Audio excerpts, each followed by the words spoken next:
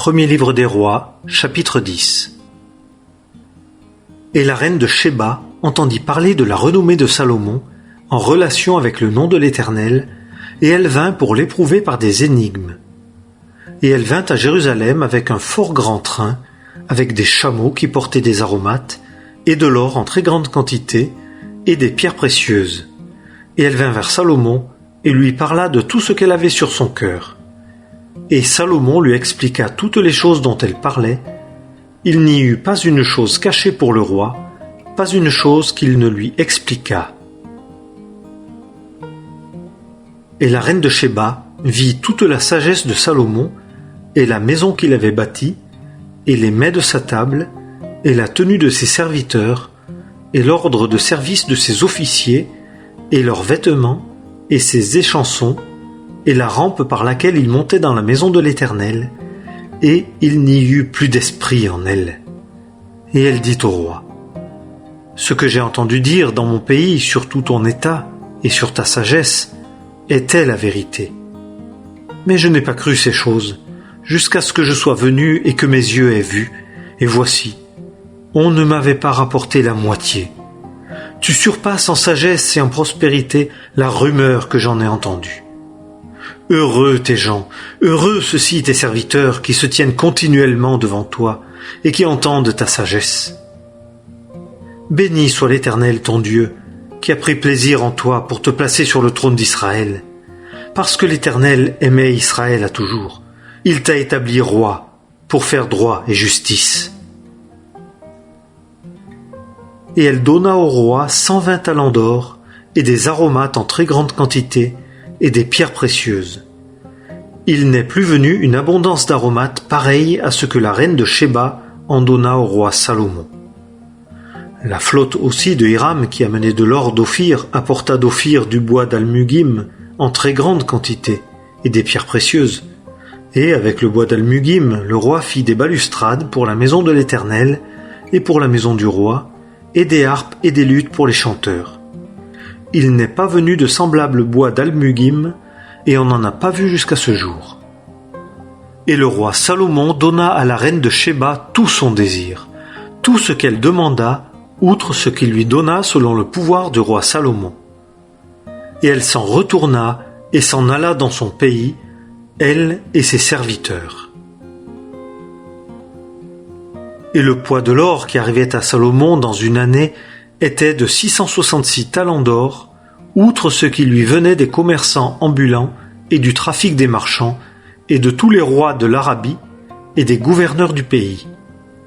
Et le roi Salomon fit 200 grands boucliers d'or battu, mettant à chaque bouclier 600 cycles d'or, et 300 petits boucliers d'or battu, mettant à chaque bouclier 3 mines d'or. Et le roi les mit dans la maison de la forêt du Liban. Et le roi fit un grand trône d'ivoire, et le recouvrit d'or affiné. Le trône avait 6 degrés, et le haut du trône par derrière était arrondi.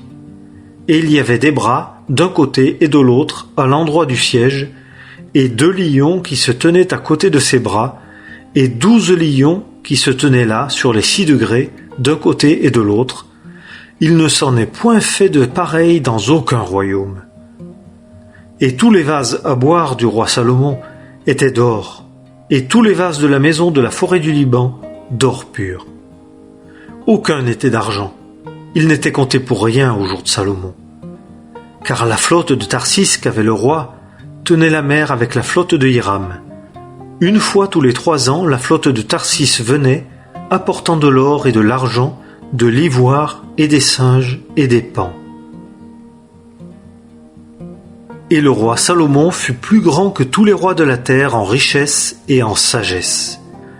Et toute la terre recherchait la face de Salomon pour entendre sa sagesse que Dieu avait mise dans son cœur. Et ils apportaient chacun son présent, des vases d'argent et des vases d'or, et des vêtements, et des armes, et des aromates, des chevaux et des mulets, chaque année le tribut de l'année.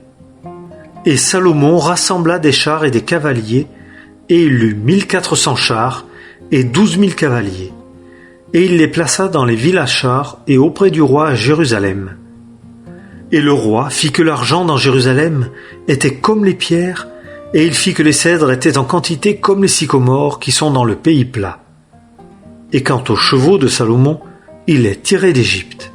Une caravane de marchands du roi prenait un convoi de chevaux pour un certain prix, et un char montait et sortait d'Égypte pour 600 cycles d'argent, et un cheval pour 150, et on en faisait venir ainsi par leurs mains pour tous les rois des Hétiens et pour les rois de Syrie. Premier livre des rois, chapitre 11. Mais le roi Salomon aima beaucoup de femmes étrangères, outre la fille du Pharaon, des Moabites, des Ammonites, des Édomites, des Sidoniennes, des Hétiennes, d'entre les nations dont l'Éternel avait dit aux fils d'Israël, « Vous n'entrerez pas vers elles, et elles ne viendront pas vers vous. Certainement, elles détourneraient vos cœurs après leur Dieu. » Salomon s'attacha à elles par amour. Et il avait 700 femmes, princesses, et 300 concubines, et ces femmes détournèrent son cœur.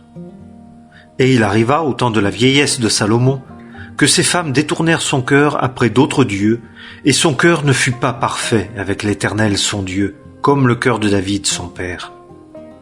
Et Salomon alla après Ashtoreth, la divinité des Sidoniens, et après Milcom, l'abomination des Ammonites.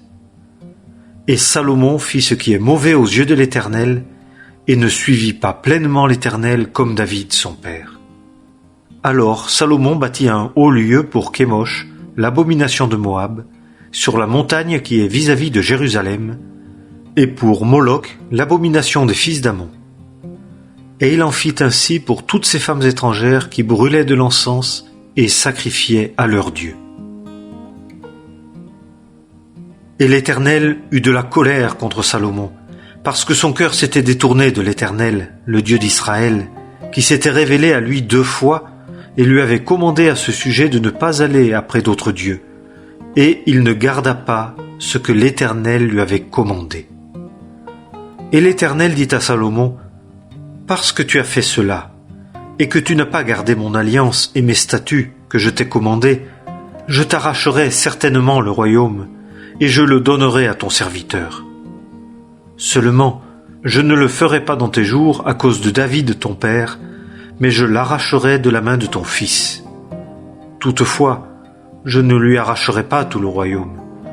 Je donnerai une tribu à ton fils à cause de David, mon serviteur, et à cause de Jérusalem, que j'ai choisi. » Et l'Éternel suscita un adversaire à Salomon, Hadad l'Édomite. Il était de la semence royale en Édom.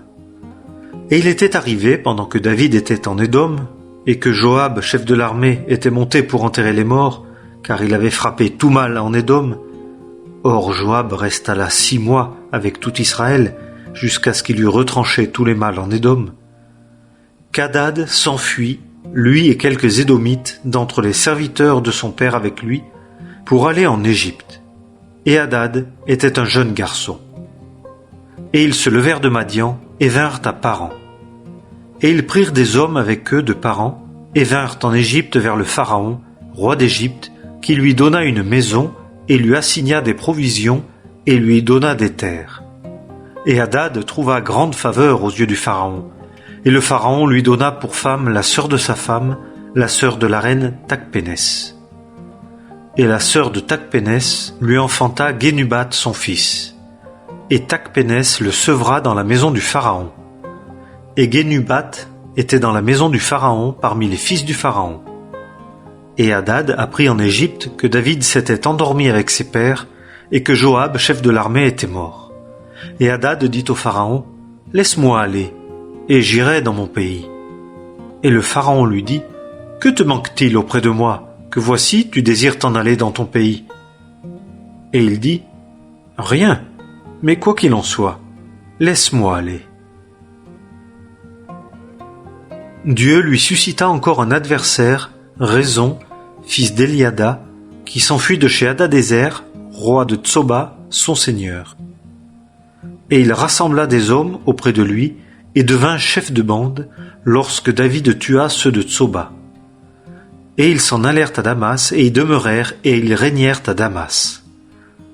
Et il fut l'adversaire d'Israël tous les jours de Salomon, outre le mal que fit Hadad, et il détesta Israël et régna sur la Syrie. Et Jéroboam, fils de Nébat, Éphratien de Tséréda, serviteur de Salomon, et le nom de sa mère, une femme veuve, était Tsérua, leva aussi sa main contre le roi.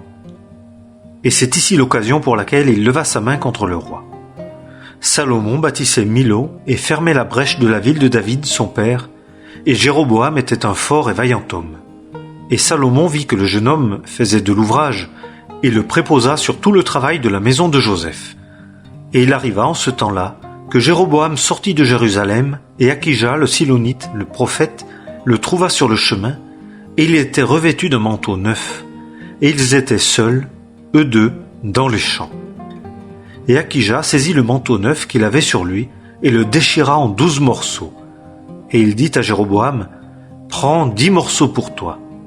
Car ainsi dit l'Éternel, le Dieu d'Israël, voici, j'arrache le royaume de la main de Salomon, et je te donne 10 tribus.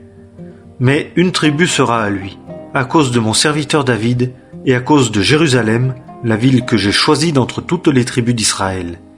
Parce qu'ils m'ont abandonné et ont adoré Ashtoret, la divinité des Sidoniens, Kémosh, le dieu de Moab, et Milcom, le dieu des fils d'Ammon, et n'ont pas marché dans mes voies pour pratiquer ce qui est droit à mes yeux, et mes statuts, et mes ordonnances comme David son père. Cependant je n'ôterai pas tout le royaume de sa main, car je l'établirai prince tous les jours de sa vie, à cause de David, mon serviteur, que j'ai choisi, qui gardait mes commandements et mes statuts. Mais j'ôterai le royaume de la main de son fils, et je te le donnerai, savoir 10 tribus. Et je donnerai une tribu à son fils, afin qu'il y ait toujours une lampe pour David, mon serviteur, devant moi à Jérusalem, la ville que je me suis choisie pour y placer mon nom. Et je te prendrai, et tu régneras sur tout ce que ton âme désire, et tu seras roi sur Israël. Et si tu écoutes tout ce que je te commanderai, et si tu marches dans mes voies, et que tu fasses ce qui est droit à mes yeux, en gardant mes statuts et mes commandements, comme a fait David mon serviteur, alors je serai avec toi, et je te bâtirai une maison stable, comme je l'ai bâtie pour David, et je te donnerai Israël. Et j'humilierai la semence de David à cause de cela, seulement pas à toujours. Et Salomon chercha à faire mourir Jéroboam, et Jéroboam se leva et s'enfuit en Égypte, vers Shishak, roi d'Égypte. Et il fut en Égypte jusqu'à la mort de Salomon. Et le reste des actes de Salomon, et tout ce qu'il fit, et sa sagesse, cela n'est-il pas écrit dans le livre des actes de Salomon? Et les jours que Salomon régna à Jérusalem sur tout Israël furent 40 ans. Et Salomon s'endormit avec ses pères, et fut enterré dans la ville de David son père, et Roboam son fils régna à sa place.